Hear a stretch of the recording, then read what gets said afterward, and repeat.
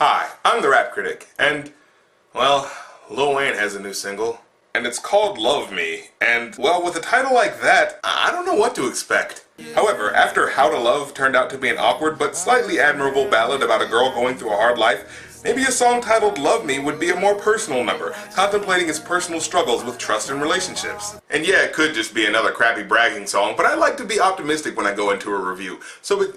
What? That's not the full title of the song? What's the full title of the song? Bitches love me. Man, I feel stupid. Well, let's get this over with. I'm on that good cushion alcohol. Mike Wilmer. I don't know what I would do with. Wait, what was that thing she's wearing? Is that a stylized version of a scold's bridle? A mild torture device that men put on women in the Middle Ages when they felt that they were talking too much? Wow, we've wasted no time getting into some pretty dark territory, haven't we? I mean, you know what? I haven't even started talking about the lyrics yet. I'm just gonna let this one go. Okay, so this song, which so far sounds more like a Mockingbird type lullaby than a club hit, is about being drunk and high and calling a couple girls to have sex. And maybe these girls are just into really kinky stuff. Like, you know, headgear meant to remind them of a time when women were seen as even less inferior than we treat them now. Or swing sets. Yeah. I'm about to the day I found. One more thing before we continue. When did this Future character here, a guy who barely passes as a rapper, let alone as a singer, become credible enough in the industry to be a featured chorus guy? I mean, according to what I'm seeing on the lyric sheet, he has no verse. So without his own full verse, the only appeal to having him on this song is purely based off of his ability to carry a hook. And I'm not sure if you've noticed, but I need love and affection. Love. Future isn't exactly a powerhouse vocalist. I mean, could Lil Wayne honestly not be bothered to do the auto-tune on his own hooks? Aren't you still friends with T-Pain? At least that guy has some personality. This guy's... Funny that a guy named Future is relying on a vocal effect that's near extinction. I mean, when even T-Pain says, Auto-tune is on its way out. back in 2008, I think it's over as a gimmick that people can take seriously. But back to the song. Long as my bitches love me. My bitches love me. Wait, now Drake is on the chorus? Is this the Drake and Future duet collaboration the world was waiting for? He doesn't have a verse either, so I can only assume that there was a large enough audience out there that would be oh so content enough to hear the musical style blending of the rapping personifications of both boring and uninteresting. But forgive me again, we need to get back to the song. I could give a fuck by no hate as long as my bitches love me. So the song's about how he doesn't care how many people dislike him as long as there are women willing to have sex with him. Which is typical. But for some reason in this song, it seems more like an ineffective defense mechanism than cocky, confident braggadocio. Actually listen to the song without the arrogant, too cool to care faces in the music video. And really listen to their voices. I'm on that good cushion alcohol. Mike Wilmer. I got some damn bitches I can call. Is there anything in his voice that indicates that he is in any way happy about his life of excess? I mean, if this was one of those songs where they were trying to make a statement about how empty that kind of life is, that would be perfect. But it's not. And usually, failings in the vocal melody can be excused by a beat that's full of vigor and 808, but you can't do that here, since every time the chorus comes, the beat gets that same muffled and muted effect that's present on nearly every friggin' song featuring Drake, and since the vocalists are all you have to go on when this happens, their lifeless delivery stops the song dead. I could give a fuck by no hate as long as my bitches love me. Does he actually sound convinced here? Does he legitimately sound like he doesn't care about haters? I don't know about you guys, but to me, he sounds like he's reverting to irrelevant boasting of superficial accomplishments intended to shield his ego after reading a scathing review of his music that sincerely struck a nerve. All I hear is a couple of insecure men masking their weaknesses with boasts of sexual prowess. And we haven't even gotten to the verses yet. So you don't care about haters in any way, shape, or form, and only care about your women, but the first thing you do in your verse is address the haters. Cause, you know, what better way to show that you don't care about someone than by constantly mentioning them? Fuck these haters, stop hating. And these haters, kiss my ass if you hate. I don't know about you, but there's something slightly contradictory about shouting, "Hey, all you haters, pay attention to the fact that I don't care about you." Little chick got that fire, and these hoes love me like Satan, man.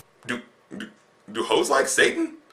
I mean, I know hoes are known for having questionable morality, but I don't think anyone actively likes Satan. I don't even think Satanists like Satan. They just do it to piss off Christians. I mean, I know you're trying to relate the Satan and fire thing, but hoes don't like fire either.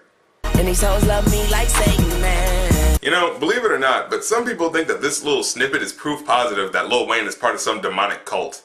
And honestly, if you think some post-production CGI inspired by a barely thought out lyric is the proof you need to think Lil Wayne works for the devil, then he does work for the devil. And he's going to kill you. Yeah. Fuck with me and get bodied, and all she eat is dick. She's on a strict diet. You don't know how segues work, do you? I mean, honestly, what thought process takes you from, I'm going to kill you, to, this chick is all about my penis? For real, the only piece of transitional material we get is the word and. And I don't know about you, but linking two phrases together with the word and is not the same thing as a transitional phrase, and I like nibbles. She don't want money. She want the time we could spend.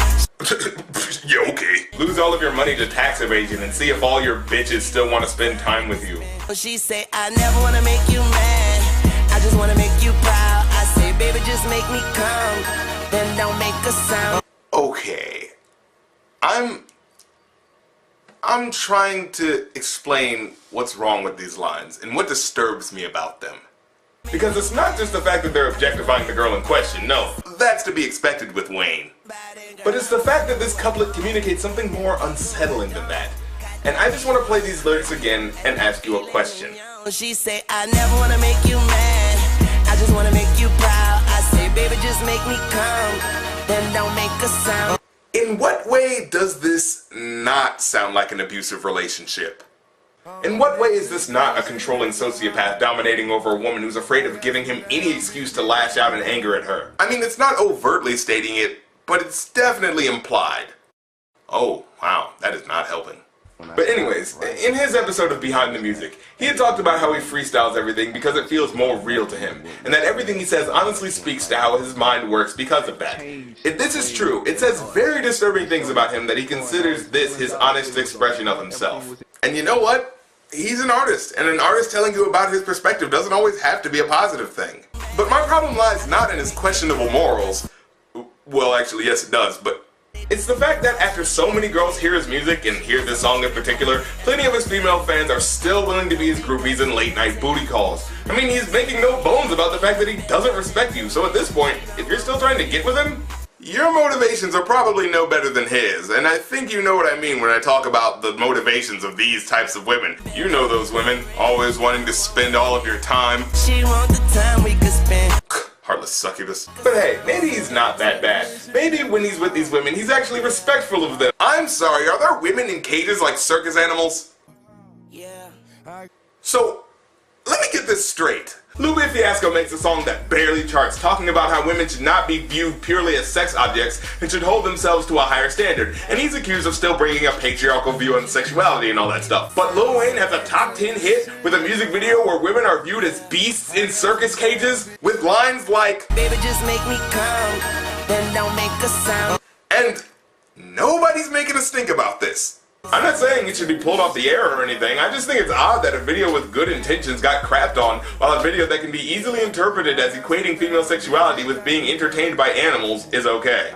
But where was I? Oh yes. So like I was saying, I'm sure in real life, Wayne is very respectful to the women. These hoes got pussies like craters. Damn. That imagery.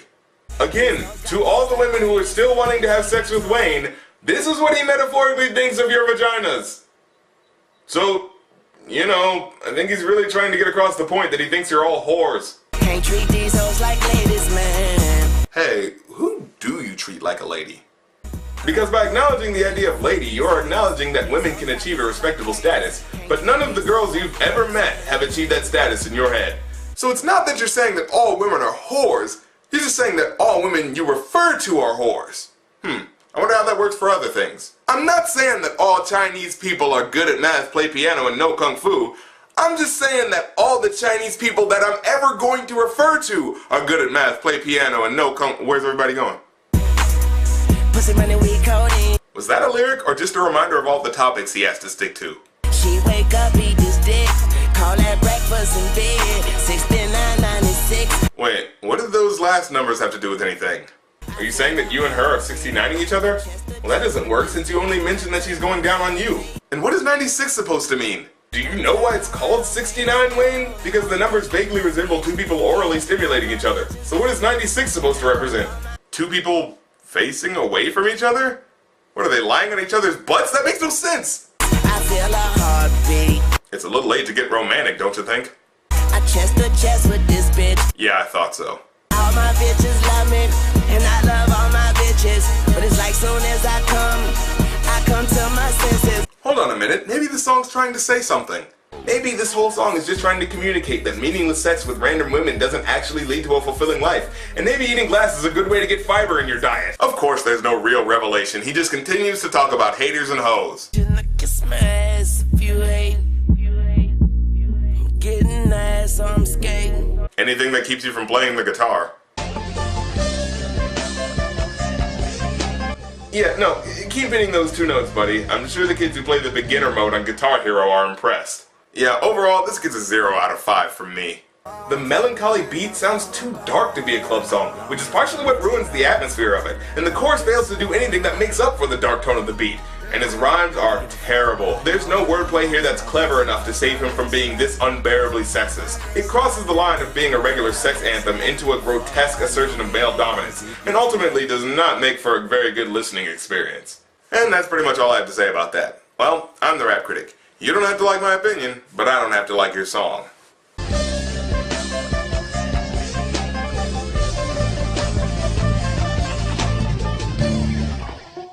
I don't know about you, but there's something slightly contradictory about saying, hey, all you haters, pay attention to the fact that I don't care about you.